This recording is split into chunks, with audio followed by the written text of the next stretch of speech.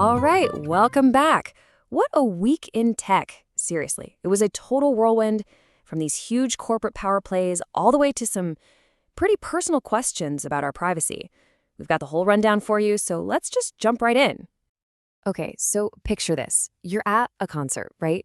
You're just vibing to the music, and then you happen to look up at the giant screen and boom, there's your face staring right back at you, with your name right there for everyone to see. Well, that's not a hypothetical. It's exactly what went down at a recent massive attack show.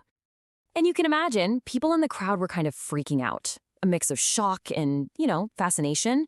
But here's the thing. This wasn't just some cool concert visual. The band was using real-time facial recognition on everybody, without a single person's consent. Their whole point? To make a huge statement that this kind of surveillance is happening all the time. Everywhere. We just usually don't see it. They made it, impossible to ignore. So yeah, that whole concert thing is the perfect jumping off point for what we're going to cover today.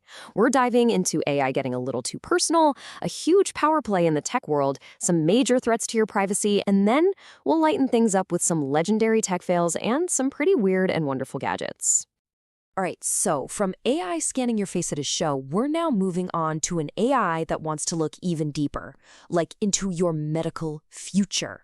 So let me introduce you to something called Delphi 2M. Researchers have trained this AI model on the health data of 2.3 million people. Now, to be clear, it's not a doctor. Think of it more like a medical crystal ball. It's designed to forecast your chances of getting certain diseases, sometimes years or even decades before they might happen. And what's really wild is how it works. It's basically built on the same kind of technology as something like ChatGPT. It takes your health history, breaks it down into what they call tokens, and then it analyzes the patterns to predict what could come next, just like a language model predicts the next word. But the researchers are super clear on this. This is not a diagnosis. It's a tool to spot risks, and it absolutely needs a doctor to interpret everything.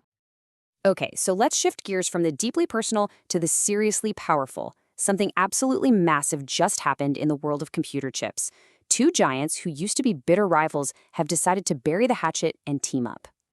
And it all starts with this number. Just look at it. $5 billion. That's how much Nvidia is investing in Intel stock. And listen, this is way more than just an investment. This is the bedrock of a truly historic partnership between two companies that used to be at each other's throats. Nvidia's CEO, Jensen Huang, called it a fusion of two world-class platforms. And the big goal here? To create a totally new kind of chip, these Intel x86 RTX SoCs. So what does that even mean? Well, basically, they're trying to take Intel's CPU, the brain of the computer, and smash it together with Nvidia's super powerful RTX graphics muscle, all on one single incredibly powerful chip. So you have to ask, who is this new super team aiming at? Well, by joining forces, Nvidia and Intel have a very clear target in their crosshairs, their biggest shared rival, AMD. So why now? What's the big rush? It all comes down to the server market, which is worth a ton of money. And lately, AMD has been absolutely crushing it, just on a total tear, reportedly getting close to grabbing 40% of that market. This deal? This is Intel and Nvidia's big, coordinated counterpunch to try and stop that freight train. Okay, so we've gone from corporate battlefields. Now we're going to talk about the front lines of your digital life. Because right now, your security and your privacy are pretty much under constant attack. So first, let's do a real quick refresher on what a DDoS attack is. In simple terms, it's when a bunch of bad actors just overwhelm a website with a tidal wave of garbage traffic until it just gives up and collapses. And believe me, companies pay big bucks for protection against this stuff.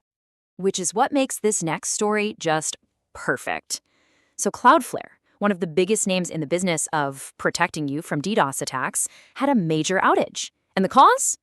Oh, it was a bug in their own system that basically had it attack itself over and over again. They accidentally launched a DDoS attack on themselves. I mean, you just can't make this stuff up. Okay, listen up, because this next one is really important. I'm not kidding. Google just patched its 6th zero-day vulnerability in Chrome just this year that hackers are already using out in the wild. This is a high-severity bug. So if you're using Chrome, seriously, pause this right now. Go to Help About Google Chrome and get that update. And if that wasn't enough, we've got an even more direct assault on privacy. There's a bill proposed in Michigan, get this, called the Anti-Corruption of Public Morals Act. And what does it do? It aims to completely ban the sale and use of things like VPNs. It would force internet providers to block them and would hit people with massive fines, up to $500,000. This is a serious proposal, and it really puts internet freedom in that state in a very precarious position. Okay, wow. After all that heavy stuff, I think we need to lighten the mood a bit, don't you? So let's talk about those beautiful, cringy moments when super expensive, cutting-edge tech decides to just completely fall on its face, live on stage in front of the whole world. Oh, there have been some absolute classics over the years. I mean, who could forget Steve Jobs back in 2010, literally having to stop the iPhone 4 demo to plead with a room full of tech reporters to turn off their Wi-Fi so he could get a signal? Or more recently, Mark Zuckerberg just standing there, awkwardly, while his brand new AI glasses just refused to answer a phone call, over and over again. But let's be real, the undisputed king of tech fails has to be the Cybertruck reveal in 2019. After boasting about the unbreakable windows, his lead designer proceeds to shatter not one, but both of them with a metal ball.